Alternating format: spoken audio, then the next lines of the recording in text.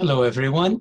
I just wish we could be together so I could use, the spray all over to show you how important it is in the case of this procession we're going to talk about today. And I would also like to show you the necklaces and this shirt that is called Camisa de Ração. But since we can't do it, I'm going only to show you that, right?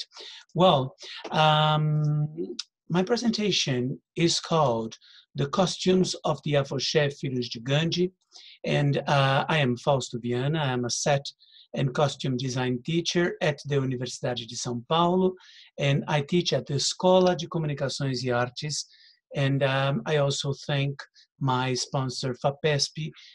It's a foundation in São Paulo, right?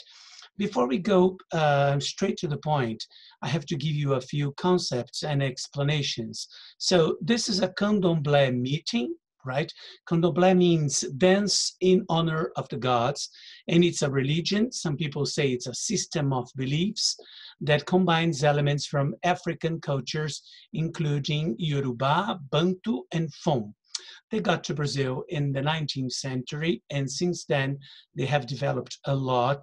There are around 2 million people that follow this religion nowadays. What do they believe? They believe in a pantheon of gods, all of which serve a single all-powerful deity. Individuals have personal deities who inspire and protect them as they pursue their own individual destiny. Some people say they are also orishas. Today, we're going to focus on 3 orishas, Exu, Oxalá, and Ogum. Exu is the protector and guardian of houses and terreiros, the sacred place where candomblé is practiced. Ogum is a spirit that appears in several African religions. He is a warrior and a powerful spirit of metal work. And Oxalá, that is an Orisha, he is believed to be the father of all the other Orishas. Clothes are very important in candomblé. They carry meaning, tradition, energy, power, and symbolism. And I'm showing you a very important Ialorisha, a commander of a terreiro, that is Mãe Estela de Oxóssi. You can see by her outfit that it is important, and she is the most important in the terreiro. And I'm also showing you Pai Toninho de Xangô, a Babalorixá from São Paulo, right? Well, when we talk about the Filhos de Gandhy, they start the celebration with what we call a padê to Exu. What is a padê? A padê is a food offer to clean the streets, to purify energies, and to avoid confusion, trouble, right? You will also notice that they throw popcorn all during the parade, and this popcorn that they call milho is a food of the Orisha Abaluaye, which is used to clean the body and the soul, right? Well, so what is Filhos de Gandhy? Filhos de Gandhy is an afoxé. An afoxé is a term used to describe a secular group playing Ijexá, which is an Afro-Brazilian candomblé rhythm. So you see, I have to give you all these definitions so we can go together. So what is an Ijexá? Ijexá is a Brazilian quaternary tune which with direct influence of Afro-Brazilian religions that was also used as a concept for Brazilian popular music, which we call MPB. The Afoxé was founded in 1949 by a group of dock workers in Salvador. And in that very specific year, they were having a lot of trouble. They had very good years in 1945 to 1949, but at that year, it was a very problematic. There was no money, no international boats were arriving to Salvador, so they had no money, and they decided to start a celebration that was both sacred and profane, right? The end of World War II and the assassination of the Mahatma Gandhi caused great impact on them. And that's why they decided to parade for peace, wearing sheet provided by the prostitutes that lived in the harbor where they worked. In that very first year, 38 people joined what would become an Afoxé in 1951. Brooks McNamara and Kinshelblatt, in Processional Performance, an introduction, define a processional performance as basically a performance in motion through space. But it was not, the procession is not simply a means of getting from place X to place Y, but a means of getting there in ways that have ceremonial and symbolic importance. The procession of the Afoxé Filhos de Gandhy is a performance that follows a defined route, but it also allows physical exchange between parade performers and spectators along the route or march. This is what they call the white carpet of the Filhos de Gandhy. This is what they looked like in 1959. And this is what they look like nowadays. The Afoxé celebrated 71 years in 2020. They have now 15,000 participants and 30,000 associates. We're going to take a quick look in their parade. And after they offer the padé, they release doves, symbolizing freedom and peace.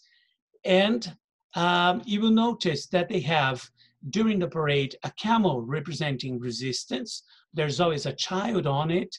And there used to be a cow and a goat in the past, also sacred animals in India, but now they have the camel and the elephant representing the resistance of Gandhi.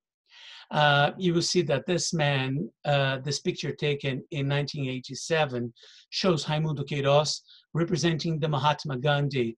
He did that from 1979 to 2006. This is the parade. You will see that only men can be here. The ladies will parade together, but outside the carpet, right? This is to avoid confusion. And you will see they carry bottles of lavender, and alcohol should be avoided, but you will see in a minute that someone is carrying a can of beer. You see? Okay. So if you take a close look at the costume, we have to pay close attention to the turban. The turban is a white piece that covers the head of the Filho de Gandhi. You should never touch the head of a member of Candomblé. It's a very important spiritual connection. Remember, another definition for Afoxé is Candomblé on the street. The brooch that they wear, and they can choose whatever style they want, is used to indicate, to remember the Maharajas. The necklace are used to show respect for Oxalá and Ogum, and they are either white or blue, showing the colors of these orishas. The bracelet and contregum are spiritual protection against dead and bad spirits. The perfume is to clean the way, and the sandals show that they're humble. The socks follow the colors of the costume. A man or woman can prepare the turban directly on the head of the performer. It's going to take like 15 to 20 minutes. 1,000 women work doing this every year, and they are paid for this, and they're called turbanteiras or artisans, right? These are details of the protections. They wear white gloves that hardly gets to the end of the parade clean. And this is what Sergio Carvalho said about the feeling of dressing up. He says, quote, "It comes from the inside. It touches us. It comes from your home. The moment you receive the costume, when you wear the costume and you do the process of putting on the turban, when you put on the necklace, and it does not represent a necklace anymore, it is the symbol of an entire spiritual orientation." Vera Taide, that is a researcher, a professor, and herself a brincante, a player, and a dancer, she says that the body of the popular performer is not a body that dresses up immediately, right? It's a body that prepares itself. And the costume he wears is normally made by the person himself. Each person makes his own costume, and many values are added in this process. And they add feelings, sweat, memories. She also says that a master of maracatu, another pop dance, embroiders a color of his costume for 8 hours a day for 8 months. It's like a job. Every day you get out of your home, you work 8 hours and you come back. I feel that when he wears it, it's transfiguration. She says that, I think that when I wear a costume for theater or a show or a parade, and in the parade even more because it is attached to ancestry, to an identity, to a historical process. I mean, when I wear a costume and I'm conscious that my mother, my parents, my grandparents, my grandparents, I don't know, all my lineage went through that. I go to the parade fulfilled of many things. It's not only the costume, but also the props, the objects that can be in my hand or in my head.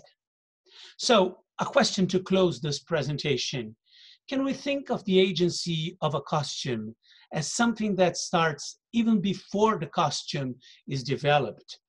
Could this agency be the result of a complex group of different vectors connecting human ancestralities, knowledge, desires, efforts, beliefs, and much more that materializes in the shape of a costume when a performer like those in Filhos de Gandhy or any other celebration or play wears a costume, or when a costume designer employs all his abilities and knowledge to better develop a costume that has to interact with the whole of a show, performance, parade, and their technical and artistic team, including the body of the performer.